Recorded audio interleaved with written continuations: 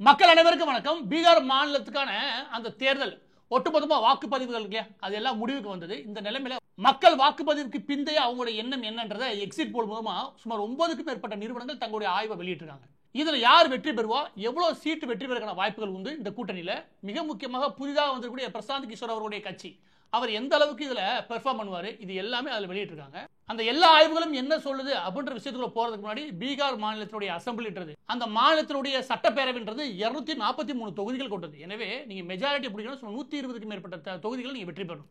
120க்கும் மேற்பட்ட எம்எல்ஏ இருந்தாதான் அங்கே உங்களால அந்த முதலமைச்சர் நாற்காலியில உட்கார முடியும். இந்த நிலைமையில இந்த 120 நம்பரை யாரு கிராஸ் பண்றாங்க? இதுல மிக முக்கியமாக ரெண்டு பக்கமா நிக்கிறாங்க. ஒன்னு காங்கிரஸ், இன்னொரு பக்கத்து பாஜக.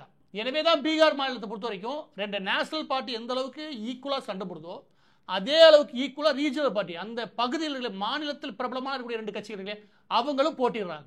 தமிழ்நாடு மாதிரி ஏடிஎம்கே டிஎம்கே மாதிரி ரெண்டு பெருங்கட்சிகள் மட்டுமே இல்லை, ஈக்குவலா அவங்களுக்கு நிகராக பாஜகவும் இந்த காங்கிரஸும் இருந்தா எப்படி இருக்கும், அந்த மாதிரி தேர்தல் களம் ரெண்டு கூட்டணியா நிகரான கூட்டணியா உள்ள வந்து சண்டை போடுறாங்க. அந்த விதமாக இந்தியா முழுவதும் மிக முக்கியமாக கவனிக்கப்பட்ட இந்த பீகார் தேர்தல் முடிவு எப்படியா வரப்போகுது. இதுல இன்னொரு மிக முக்கியமான சுவாரஸ்யம் ஒன்று இருக்குது. அது என்ன அப்படின்னா, இந்த பீகாரை பொறுத்த வரைக்கும் சுமார் 19லிருந்து 20% மக்கள் இஸ்லாமியர்கள். எனவே இஸ்லாமியரோட ஓட்டு பொதுவாக கருதப்படுறது என்ன அப்படின்னா பாஜகவுக்கு போகாது, இந்துத்துவ சக்திகளுக்கு போகாது. எனவே அது ஒட்டுமொத்தமாக இங்கிட்டு சாயும். அதாவது பீகாரில் சுமார் 38 தொகுதிகளுக்கு மேல இஸ்லாமிய வாக்கு மட்டுமே தீர்மானிக்கக்கூடிய சீட்டுன்னு இருக்குது. அதாவது எம்எல்ஏ இடம் இருக்குது. சுமார் 38க்கு மேற்பட்ட இடங்கள். இந்த 38 இடங்களை ஏற்கனவே அவங்க கழிச்சிட்டு தான், யாரு பிஜேபி கூட்டணி கழிச்சிட்டு தான் மிச்ச இடங்களை கால்குலேட் பண்ண முடியும் இப்படின்னு எல்லாரும் சொல்றது உண்டு. அப்படி பார்க்கும்போது தேர்தல் ஆரம்பிக்கிற முன்னாடி லல்லு பிரசாத் அப்புறம் காங்கிரஸ் கூட்டணி இருக்குல்ல, ஏறக்குறைய பலத்தோட தான் உள்ள நுழைவாங்க. ஒவ்வொரு முறையும் அப்படி நுழைவாங்க. ஆனா தேர்தல் இருக்குல்ல, அந்த தேர்தலை நடத்தி முடிக்கும் போது அந்த தேர்தலை ஒட்டுமொத்தமாக வெற்றி எண்ணிக்கையா மாத்துறது, அதுல வேற எந்த கட்சியையும் விட பாரதிய ஜனதா கட்சி மிக திறமையாக ஒவ்வொரு முறையும் செயல்படும். இது எல்லா தேர்தலும், போன தேர்தலை கூட கவனிச்சிங்க, அது நல்லா தெரியும். இப்ப இந்த தேர்தலுக்கு வரலாம். இந்த தேர்தலை பொறுத்த வரைக்கும் இந்த கூட்டணி நிதிஷ்குமார் அவர்களுடைய ஜனதா தள் யுனைடெட் ஜேடி, இது ஜேடி 101 இடங்களை போட்டிடுறாங்க. இவங்க ரீஜனல் பார்ட்டி. அதுக்கப்புறம் பிஜேபி என்ன பண்ணுறாங்க, 101 இடங்களை போட்டிடுறாங்க. இதற்கு முன்பு இவங்க கூட்டணி வைக்கும்போது நிதிஷ்குமார் எப்போதும் ஒரு 10 சீட்டு கூட தான் போட்டிடுவார். இந்த முறை அவங்க ஈக்குவலாக போட்டிடுறதுக்கு முக்கியமான காரணம், இவருக்கு போன முறை கொடுத்த சீட் இல்லையா, அந்த சீட்டில் அவர் சுமார் 40 தொகுதி தான் வெற்றி பெற்றார். 28 தொகுதிகளை வெற்றி பெற்ற தொகுதியை இழந்தார். ஆனா பிஜேபி அப்படி இல்லாம தனக்கு கொடுத்த தொகுதியில் 75% வெற்றி பெற்றுச்சு. அதாவது அப்படி பார்க்கும்போது 20% வாக்கு யார்ட்ட இருக்கு அப்படின்னா பாஜக. சுமார் 15லிருந்து 16% இருக்கிறது நிதிஷ்குமார் அவருடைய ஜனதா தள் யுனைடெட். அதுக்கு கீழே லோக் ஜனசக்தி யாரு ராம்விலாஸ் பாஸ்வானுடைய மகன் வராரு, அவருடைய கட்சிக்கு ஒரு 28 சீட் கொடுக்குறாங்க. இவங்க தான் 3 முக்கியமான கட்சிகள். இந்த பக்கம் நீங்க எடுத்தீங்கன்னா காங்கிரஸ் இல்லையா, காங்கிரஸ் ராஷ்டிரிய ஜனதா தள் இருக்கு இல்லையா, அதாவது லல்லு பிரசாத் அவருடைய கட்சி. இவங்க கூட்டணி எடுத்துக்கிட்டீங்கன்னா லல்லு பிரசாத் அவர்களுடைய கட்சி தான் பெருசு. ஏறக்குறைய அவங்க 23லிருந்து 24% ஓட்டு அவங்க வச்சிருப்பாங்க. அவங்க சும்மா 143 சீட்டில் போட்டிடுறாங்க. அதுக்கு அடுத்த இடத்துல காங்கிரஸ் போட்டிடுது. காங்கிரஸ் 61 இடங்களில் போட்டிடுது. போன முறை போட்டியிட்ட விட 10 இடங்கள் குறைவு. ஏன் அப்படின்னா போன முறை கொடுத்த சீட்டிலேயே முக்கால்வாசி தோல்வி.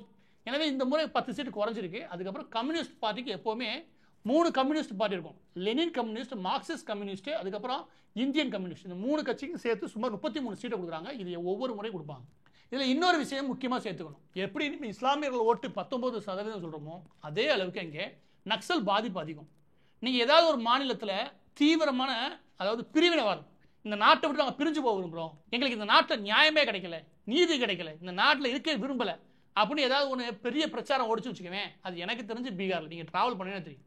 கிராமங்களில் கூட அங்கே வளர்ச்சி இல்லாததுக்கு காரணம் முக்கியமாக பட்டின சமூக மக்கள், இல்லாட்டி பிற்படுத்தப்பட்ட மக்கள், இல்லாட்டி மலைவாழ் மக்கள், இல்லை பிற மற்ற இடங்கள், அர்பனை தவிர மற்ற இடங்கள்லாம் என்ன மாதிரியான சூழல் இருக்கும் அப்படின்னா இந்த நக்சல்வாதத்தினுடைய பிரச்சாரம் இல்லையா, அதனுடைய தீவிரமான தாக்கம் நம்மளால் தெரிஞ்சுக்க முடியும். எனவே இதை ஒரு 20% வரைக்கும் வைக்கலாம். அதனால தான் கம்யூனிஸ்ட் பார்ட்டி ஏறக்குறைய இந்தியாவில் எல்லா இடங்களும் அழிஞ்சிருச்சு.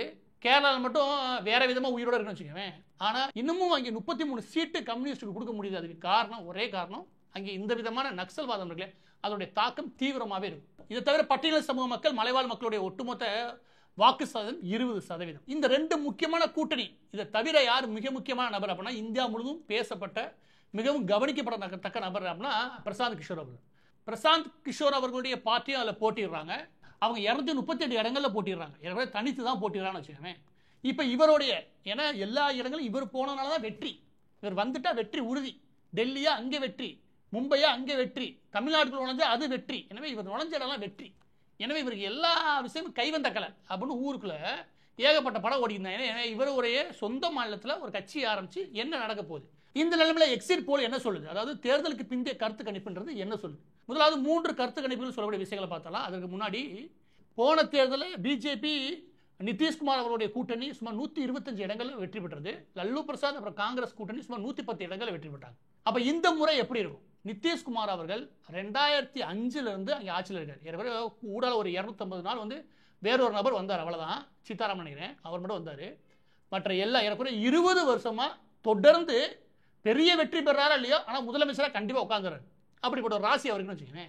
அப்படி 20 வருஷமா இருக்கக்கூடிய நபருக்கு எதிராக ஒரு 5 வருஷம் இருந்தாலும் ஏகப்பட்ட அளவுக்கு இப்போ திமுக மேலாம் மக்கள் அவ்வளோ பெரிய அதிருப்தியில் இருக்குன்னு வச்சுக்கோங்க. இப்போ 20 வருஷம் ஒருத்தர் இருக்காருன்னா அவருக்கு எதிரான அதிருப்தி ஒன்று இருக்கு இல்லையா, அது எப்படியா இருக்குதா இல்லையா, அது தோல்வி அடையுமா அப்படின்றத தேர்தலுக்கு பிந்தைய கருத்து கணிப்புகள் என்ன சொல்லுது அப்படின்னா, முதலாவது மேட்ரிக்ஸ் ஆய்வு என்ன சொல்லுது அப்படின்னா, என்டிஏ நிதிஷ்குமார் பிஜேபி இந்த கூட்டணி சுமார் 147 இருந்து 167 இடங்கள் வரைக்கும் வெற்றி பெறும்.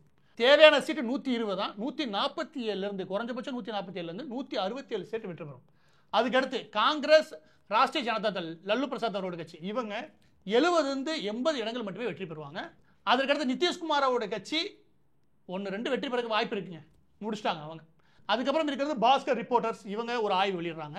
அதுல தேர்தலுக்கு பிந்தைய கருத்து கணிப்பில் மக்கள்கிட்ட எடுத்ததில் எங்களுக்கு என்ன புரியுது அப்படின்னா, 145 இருந்து 160 இதுக்கு பெரிய வித்தியாசமே கிடையாது. 2 பேரும் 140 மேலே போறாங்க. 145 இருந்து 160 சீட்டு வரைக்கும் பிஜேபி நிதிஷ்குமார் அவருடைய கூட்டணியில் இது கட்டாயம் வெற்றி பெறும் இவங்க சொல்றாங்க. இன்னொரு பக்கத்து காங்கிரஸ் அதுக்கப்புறம் லல்லு பிரசாத் அவருடைய கூட்டணி 73 இருந்து 91 இடங்கள் வரைக்கும் வெற்றி பெறக்கான வாய்ப்புகள் உண்டு. பிரசாந்த் கிஷோர் அவருடைய கட்சி 1-2 இடங்களை வெற்றி பெறக்கான வாய்ப்புகள் உண்டு. அதுக்கப்புறம் பீப்புள் பல்ஸ்னு ஒன்று, அவங்க என்ன சொல்றாங்க அப்படின்னா, பிஜேபி நிதிஷ்குமார் அவருடைய கூட்டணி சுமார் 133 இருந்து 159 இடங்கள் வரைக்கும் வெற்றி பெறக்கான வாய்ப்புகள் உண்டு. இதே காங்கிரஸ் அதுக்கப்புறம் லல்லு பிரசாத் அவருடைய கூட்டணின்றது 75 இருந்து 101 இடங்கள் வரைக்கும் வெற்றி பெறக்கான வாய்ப்பு உண்டு. இந்த 3 இருக்கு இல்லையா, இந்த 3 சொல்றது என்ன அப்படின்னா, ஏறக்குறைய 135 சீட்டுக்கு மேல தான் நிதிஷ்குமார் அதுக்கப்புறம் பிஜேபி இந்த கூட்டணி இருக்குல்ல வெற்றி பெறக்கான வாய்ப்புகள் உண்டு. இந்த 3மே சொல்றது 100 சீட்டை இந்த காங்கிரஸும் ராஷ்டிரிய ஜனதா தளம் தொடுறது கஷ்டம், லல்லு பிரசாத் அவருடைய கட்சி தொடுறது கஷ்டம். அதை விட ரொம்ப முக்கியம், ஊருக்குள்ள பெரிய அரசியல் புலியாக தெரிஞ்ச பிரசாந்த் கிஷோர் அவர்கள் 1-2 வெற்றி பெறது சான்ஸே கிடையாது. இப்போ இந்த 3 சராசரி நமக்கு என்ன தெரியுது அப்படின்னா, என்டிஏ கூட்டணி அதாவது பிஜேபி தலைமையிலான கூட்டணிகள் அவங்க சுமார் 140 சீட்டு வெற்றி பெறுவாங்க. அந்த போல லல்லு பிரசாத் அவர்கள் தலைமையிலான கூட்டணிகள் அது 98 இடங்கள் வரைக்கும் வெற்றி பெறக்கான வாய்ப்புகள் உண்டு. இப்போ அடுத்த 3 பிமார்க்யூன்னு ஒரு ஆய்வகம் அவங்க வெளியிடுறாங்க அப்படின்னா, தேர்தலுக்கு பிந்தைய கருத்து கணிப்பில் நாங்கள் எடுத்ததில் என்டிஏ பிஜேபி அதுக்கப்புறம் நிதிஷ்குமார் அவருடைய கூட்டணி 142 இருந்து 162 இடங்கள் வரைக்கும் வெற்றி பெறும். இதுவே லல்லு பிரசாத் காங்கிரஸ் கூட்டணின்றது 80 இருந்து 98 இடங்கள் வரைக்கும் வெற்றி பெறும். வழக்கம் போல பிரசாந்த் கிஷோர் 1-2 இடங்கள் வெற்றி பெறுவார். இது பீப்புள் இன்சைடு என்ன சொல்றாங்க அப்படின்னா, பிஜேபி நிதிஷ்குமார் கூட்டணி சுமார் 133 இருந்து 140 இடங்கள் வரைக்கும் வெற்றி பெறுவாங்க. அதே லல்லு பிரசாத் அதுக்கப்புறம் காங்கிரஸ் கூட்டணியில் இது 87 இருந்து 102 இடங்கள் வரைக்கும் வெற்றி பெறும். அதுக்கப்புறம் சாணக்கியா ஸ்ட்ராட்டஜிஸ் அவங்க என்ன வெளிப்படுறாங்க அப்படின்னா, இந்த பிஜேபி நிதிஷ்குமார் கூட்டணி 130 இருந்து 138 இடங்கள், இவங்க கொஞ்சம் குறைச்சு 130 இருந்து 138 இடங்கள். அதுவே லல்லு பிரசாத் அவர்கள் காங்கிரஸ் இவங்க 100 இருந்து 108 இடங்கள், இவங்க கொஞ்சம் அதிகமாக விடுறாங்க. கண்டிப்பா பிரசாந்த் கிஷோருக்கு ஒரு சீட் கிடைக்காது, அது என்னமோ அவங்க கன்ஃபார்மா சொல்றாங்க. இந்த 3 கருத்து கணிப்பு முடிவில் என்ன நமக்கு தெரியுது அப்படின்னா, பிஜேபி 130க்கும் மேற்பட்ட இடங்கள், அதாவது பிஜேபி கூட்டணி 130 இடங்களுக்கு மேல வெற்றி பெறும். இந்த போது காங்கிரஸ் அப்புறம் லல்லு பிரசாத் அவர்கள் இவங்க 100க்கு மேல சீட்டை வெற்றி பெறக்கான வாய்ப்பு உண்டு. எனவே மீண்டும் நிதிஷ்குமார் அவர்கள் முதலமைச்சராக வருவார் 5வது முறையாக, 6வது முறை நினைக்கிறேன். பிறந்தா நிதிஷ்குமார் மாதிரி மச்சத்தோட பிறக்கணும். ஏன் அப்படின்னா போன முறை 40 சீட் தான் வெற்றி பெற்றாரு, 45 தான் வெற்றி பெற்றாரு. 120 சீட் இருக்கணும். 120 எம்எல்ஏ இல்லாத இடத்துல 40 மட்டுமே வச்சிருக்கக்கூடிய ஒருத்தர் முதலமைச்சர் ஆகிட்டார். 80 எம்எல்ஏ வச்சிருந்த பிஜேபி அதற்கு ஏத்தாப்புல போக முடியாச்சு, கூட்டணி அது இதுன்னு தர்மத்தோட போறான்னு வச்சுக்கோங்க. அந்த வகையில் நிதிஷ்குமாருக்கு ஒரு பெரிய அதிர்ஷ்டம் தான் எப்போதுமே. அதே நேரம் போன முறை 110க்கும் மேற்பட்ட சீட்டை ஒதுக்கி அதில் வெறும் 40 இடங்களில் மட்டும் தான் நிதிஷ்குமார் வெற்றி பெற்றார். எனவே நிதிஷ்குமார் அவர்களுக்கு எதிரான ஒரு அலை இருக்கானா இருக்கு. அவர் கட்சி எங்கெங்கெல்லாம் போட்டிடுதோ அந்த இடங்கள்ல பெரிய அளவில் சரிவு அவர் சந்திச்சிருக்காரு. ஆனால் அதே நேரம் தொடர்ந்து ஒவ்வொரு தேர்தலையும் குறைஞ்சது 3-4% ஓட்டை கூட்டிகிட்டே வராங்க. இன்னைய தேர்தலில் சுமார் 22% அளவிற்கான ஓட்டு வங்கியோட பிஜேபி தொடர்ந்து அதை வளர்ச்சியை சந்திக்குது. அது போன முறை 80, இந்த முறை குறைஞ்சபட்சம் அதை 90 தாண்டும் அப்படின்னு கணிக்கப்படுது. இதில் இன்னொரு பக்கம் இருக்கிற பெரிய கூத்து என்ன அப்படின்னா, லல்லு பிரசாத் யாதவ் பொறுத்த வரைக்கும் உயர்ஜாதியின மத்தியில் பெரிய ஓட்டு இருக்காது. ஆனால் அதே நேரம் பிசி எம்பிசி வகையில் பெரிய ஓட்டு வங்கி அவர் காலத்தில் உருவாக்கி வச்சிருந்தார். ஏன்னா அவர் உருவாக்கின ஒரு சமூக நீதி அரசியல் உருவாக்கி வச்சிருப்பாரு. அதை வச்சு எப்போதுமே அவருக்கு ஒரு தாக்கம் இருந்தது. ஏன்னா அதை நோக்கி தான் அவங்க அரசியலே பண்ணாங்க. அந்த அரசியல் மூலமாக தொடர்ந்து குறைஞ்சது 20லேருந்து 23% ஓட்டை தக்க வச்சுட்டே இருப்பாங்க. அது இப்போதும் அவங்க அப்படிதான் தீவிரமாக அரசியல் களத்தில் ஏறக்குறைய திமுகன்னு சொல்ல முடியாது, திமுக அளவுக்கு இல்லைனா கூட ஓரளவுக்கு திமுகவுக்கு நிகராக எதிர்க்கட்சியாக செயல்படக்கூடிய கட்சி. திமுக அளவுக்கு எதிர்க்கட்சியாக செயல்படுறதுக்கு எவனே முடியாதுன்னு வச்சுக்கோங்க. அந்த அளவுக்கு கொடூரமாக செயல்படும், ஈவு இறக்கமே இல்லை. அப்படி ஒரு கட்சி. அந்த கட்சி ஒழுங்காக வேலை பார்க்குது. எனவே போன முறை 77 சீட்டை கொடுத்த சீட்டில் அதிகமாக வெற்றி பெற்றாங்க. ஆனால் அந்த காங்கிரஸ் இங்கே இருக்கிற மாதிரியே நிறையா கேட்டு வாங்கும், ஆனால் வெற்றி பெறது தான் வக்கு இருக்காது.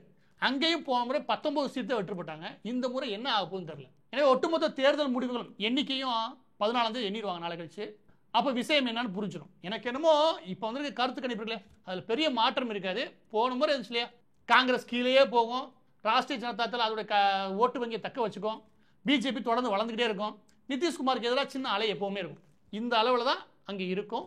ஸோ 38 தொகுதிகள் ஏறக்குறைய மைனஸ் இல்லவே இல்லை அப்படின்னு தேர்தலை சந்திக்கக்கூடிய பிஜேபி இவ்வளோ பெரிய வெற்றியை அந்த அளவு தக்க வைக்கிறது இல்லையா, அதுதான் அதனுடைய சாமர்த்தியமே. பொதுவாகவே இந்த கருத்து கணிப்பு எல்லாமே ஆளுங்கட்சியினுடைய காசை கொடுத்து எதாவது நடத்துவாங்க அப்படி இப்படின்னு சொன்னாலுமே கூட அடுத்த 2 நாளும் ரிசல்ட் வந்துடும். என்னுடைய பர்சனலான விஷயம் என்ன அப்படின்னா, இந்த ரிசல்ட் இருக்கு இல்லையா, இந்த ரிசல்ட் அந்த கருத்து கணிப்புக்கு ஒட்டியே தான் வரும். வேற பெருசாக மாறுறதுக்கான வாய்ப்புகள்லாம் கிடையாது. ஏன்னா அந்த களத்துடைய அரசியலை பிஜேபி தொடர்ந்து 24 மணி நேரமும் 7 நாளும் 365 நாளும் களத்தை கையிலே வச்சிருக்கு. வேற எந்த அரசியல் கட்சி அங்கே ராஷ்டிரிய ஜனதா தளுக்கு அடுத்து அங்கே தீவிரமாக தன் அரசியல் கள அரசியலை பண்றது பிஜேபி. எனவே இதில் 2 கட்சியும் மோதுற இடத்துல இந்துக்களிடையே ஒரு ஒற்றுமை உருவாக்கி அந்த இடத்துல சோசியல் இன்ஜினியரிங் பண்ணி தன் வெற்றியை உறுதிப்படுத்துறது இல்லையா, அது ஒரு மிக முக்கியமான புத்திசாலித்தனம். அந்த புத்திசாலித்தனத்தை இந்த முறையும் பிஜேபி நிகழ்த்தும் தான் எனக்கு தோணுது.